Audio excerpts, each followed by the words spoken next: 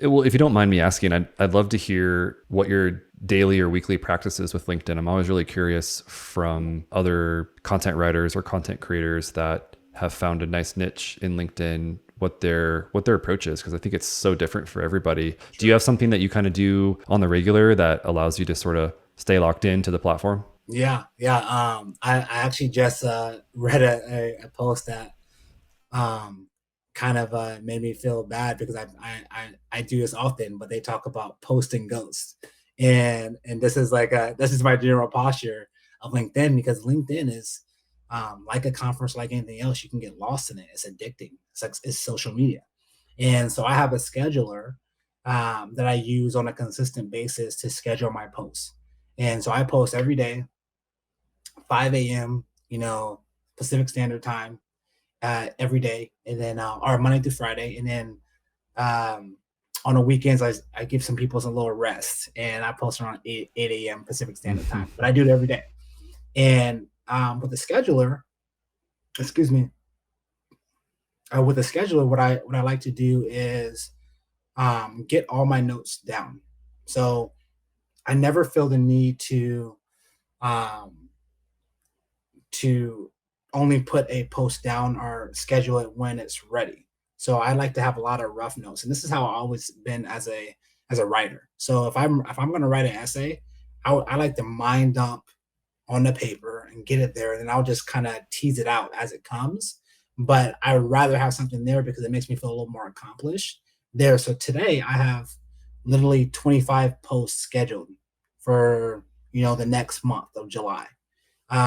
They're all scheduled, but most of them are intelligible.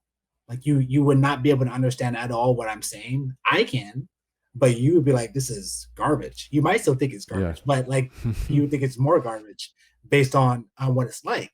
But for me, it's important to have it down there because as a prototypical salesperson, I think of administrative skills, like doing something consistently over time.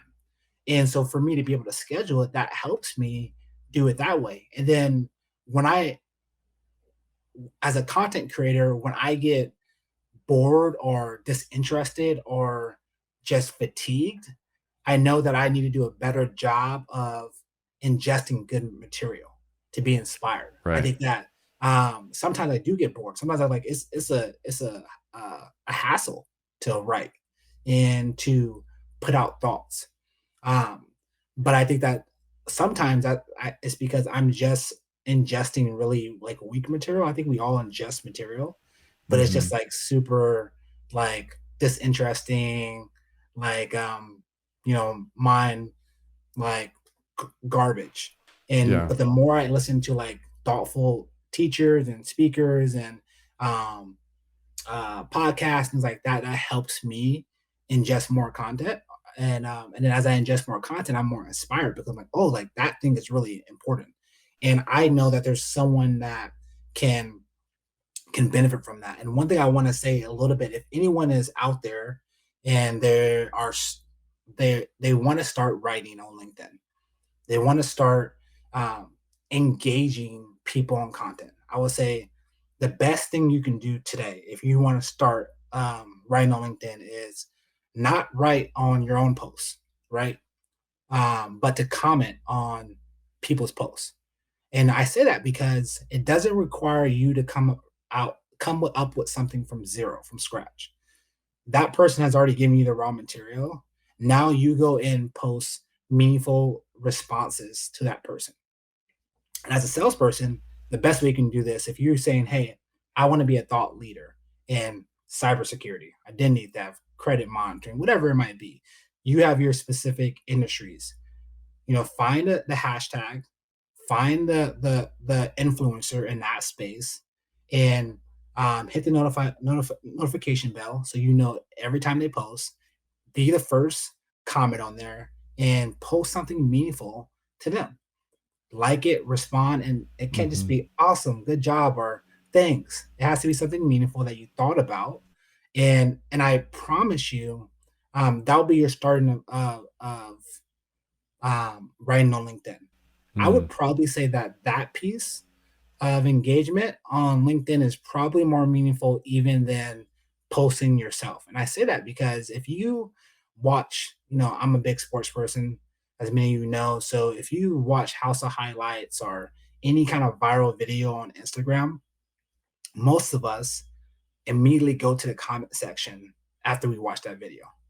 And then we start to interact with the comments, or at least read the comments, because community is in the comments. That's where you actually build a real relationship with other people. And and so if you want to start building that community and start to be seen and start to have engagement, you start in the comments, right? Um, I do a bad job, and as I alluded to a little bit before this tirade, is I just post and I ghost a little bit. Like I could do a pretty good job of posting, but the real hard thing is to engage in comments, because that's how you build a community, right? You build a tribe of people that you interact with, that you support them and they support you. You're excited for what they're going to write, and vice versa. You're excited that their company just got this award and they just got this award, and that's community, right? You're excited for other people genuinely just because you're for them, and vice versa. Yeah.